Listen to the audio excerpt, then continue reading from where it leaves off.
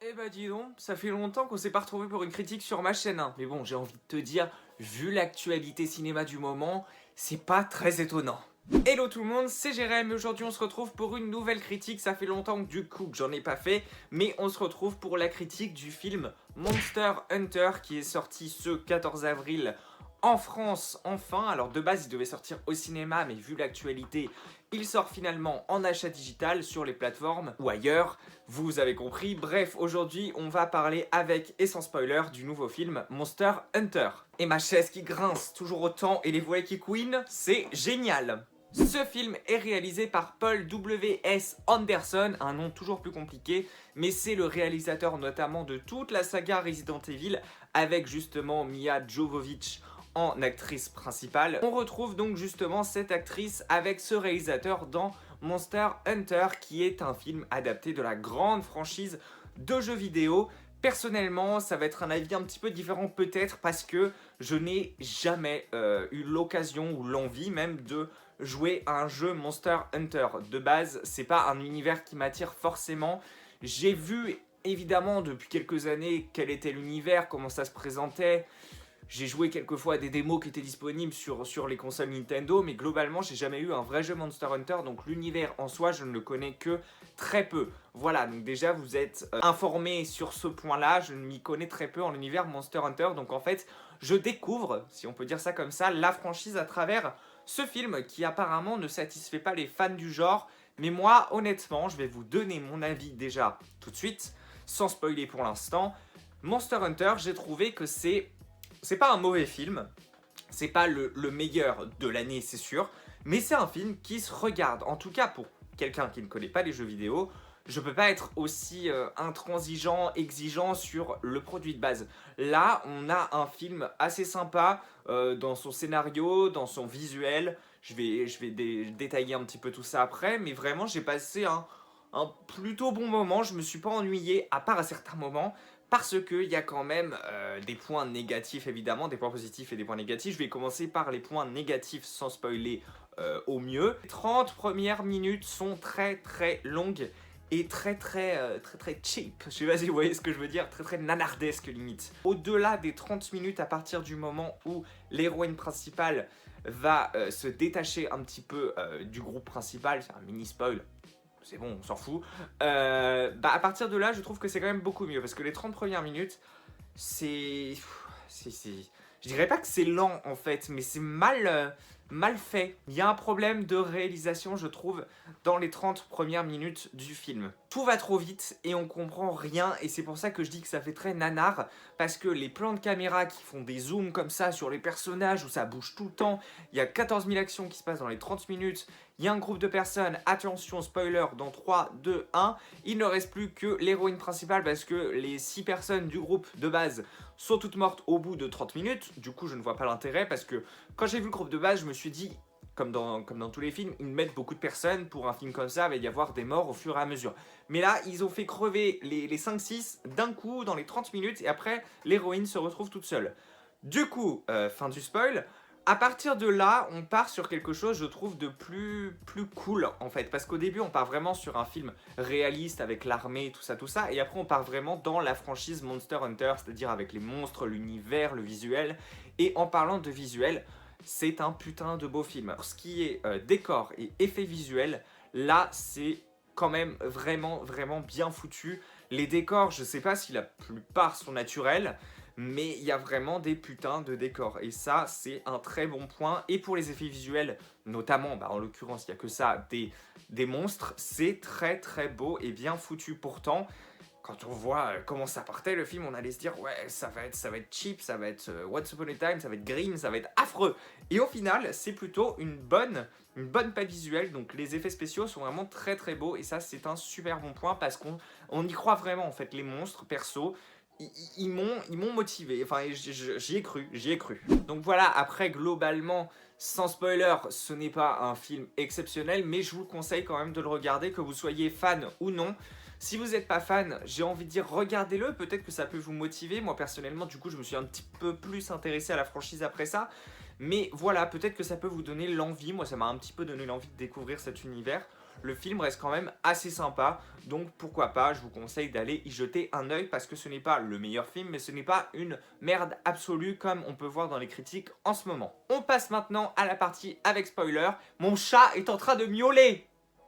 On part donc sur une histoire où l'héroïne principale qui s'appelle Artemis, je ne me souviens même plus que dans le film on l'appelle comme ça, mais visiblement c'est son nom, qui est un ranger d'une troupe de l'armée dans les forces spéciales, je sais pas, qui est en mission pour retrouver une équipe qui a disparu en fait, et ils sont pris dans une tempête et découvrent que cette mystérieuse équipe qui a disparu a été calcinée totalement par quelque chose de très dangereux visiblement, et on se rend compte que Artemis et son petit groupe justement de rangers, comme je l'ai dit, qui a été tué plus tôt, sont transportés vers un autre monde, le monde de Monster Hunter en fait, qui n'a pas vraiment de nom, on ne sait pas trop dans quoi ils arrivent, mais ils arrivent dans l'autre monde. On assiste donc à des batailles avec des monstres, toute l'équipe meurt. Artemis, l'héroïne principale, rencontre un personnage, le Hunter, pardon, le perso de base, je pense, d'un Monster Hunter. Et ils vont donc s'allier tous les deux afin de se rendre à la Tour Céleste. Je sais pas du tout si elle est présente dans les jeux, dites-le moi dans les commentaires, afin de retourner éventuellement dans le monde de base d'Artemis, afin de la ramener chez elle. Non sans pas s'entraîner et affronter des monstres qui étaient, comme je l'ai dit, plutôt bien faits, et je crois que certains sont très connus, notamment le Diablos et le Ratalos sont je crois, des monstres assez populaires dans la saga. Après, tout ce qui est... Il n'y a pas énormément de monstres, on en a quelques-uns, que ce soit les araignées ou les céphalos, je sais plus quoi, là.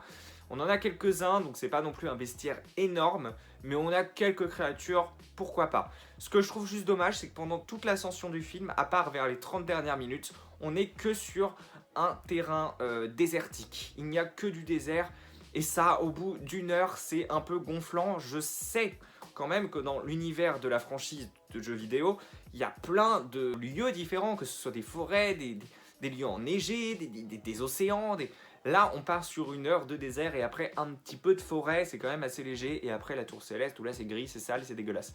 Donc, sur ce point-là, c'est un petit peu dommage parce que je pense que l'univers est assez florissant pour offrir quelque chose d'autre qu'un désert. Ils arrivent donc vers les 30 dernières minutes après avoir défoncé du Diablos, de la créature et s'être entraîné. Ce qui fait d'Artemis un personnage assez badass. Bon, certes, déjà, c'était déjà une ranger expérimentée, mais là, du coup, ça en fait une hunter peut-être très très forte. Ils font la rencontre d'un groupe qui est allié justement avec le ranger, avec notamment le fameux... Je sais qu'il y a des chats dans l'univers de Monster Hunter, des chats humanoïdes, donc on a quand même la notion, même si le personnage n'est pas incroyable, de cette existence de chat guerrier dans le film, donc c'est plutôt agréable.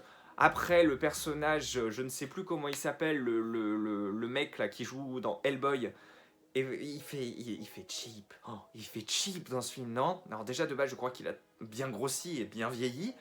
Mais il fait un peu cheap quand tu le vois. Tu dis... Enfin, personnellement, quand je vois cet acteur et Mila Jovovich, là, je me dis, putain, c'est un film des années 2000. Ça se voit, c'est les acteurs, tu vois.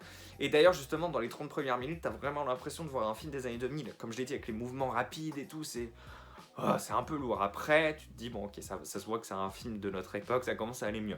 Mais on a donc cet acteur qui prend un petit peu le dessus sur le groupe et qui les motive tous pour aller à la Tour Céleste afin de combattre le Ratalos pour ensuite permettre à Artemis de retourner dans son monde. Le Ratalos qui est putain de bien fait.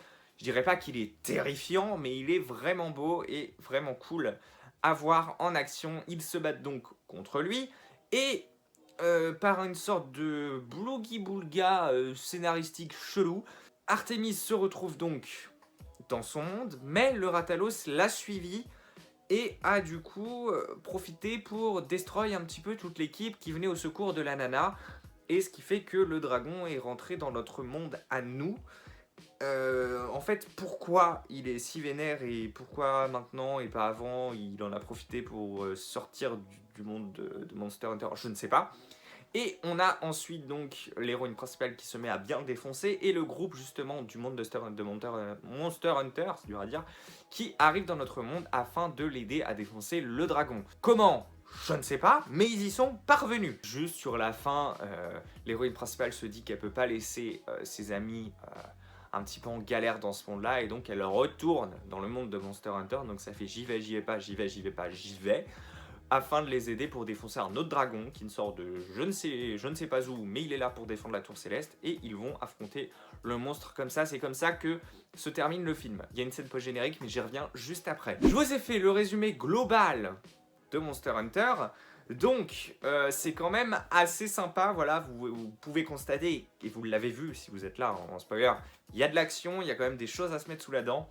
Mais je trouve qu'il y a certains moments assez creux. Je trouve que le film se termine d'une façon où il dure 1h40, 1h42 je crois, mais il aurait pu faire 2 heures. Parce que je pense honnêtement que c'est une fin ouverte, évidemment, en plus avec la scène post-générique pour mener à un deuxième film.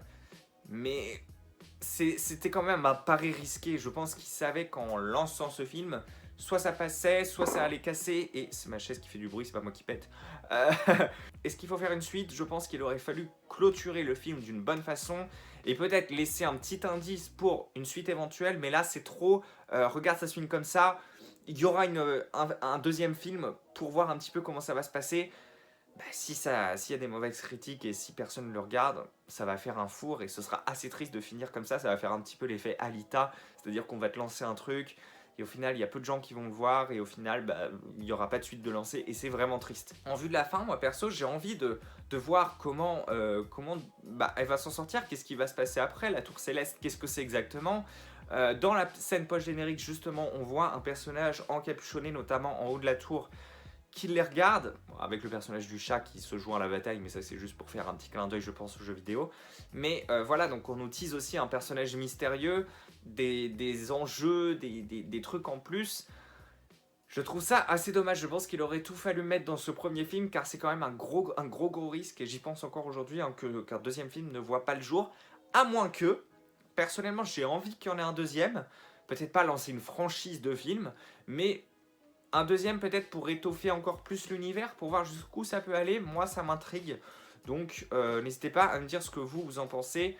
Je dis ça comme je l'ai dit en tant que novice total de l'univers de Monster Hunter. Si ça se trouve, vous qui êtes totalement fan, vous ne voulez pas d'immondices de plus, de deuxième film horrible de ce genre, je pourrais comprendre. Voilà ce que j'ai un petit peu à dire sur Monster Hunter. Sinon niveau acting, parce que j'en ai pas trop parlé, niveau acteur, casting, ils font le taf. L'héroïne principale, bon, je trouve que à chaque fois Milla Jovovich elle fait un jeu que je trouve assez dépassé quand même, hein, mais elle est dedans, elle essaye. Il y a rien à dire, elle essaye. Puis les autres acteurs, ils sont quand même assez motivants, notamment le Hunter qui lui est assez intéressant dans son rôle. Donc pourquoi pas, à ce point de vue-là, vraiment, c'est intéressant. Mais c'est vrai que les 30 premières minutes là. Avec ce côté réaliste, avec l'armée et puis les plans rapides et tout va trop vite. Alors c'est trop, on dirait un vieux film de série B des années 2000, c'était atroce. Donc jetez-y un oeil, c'est tout ce que j'ai à vous dire sur Monster Hunter.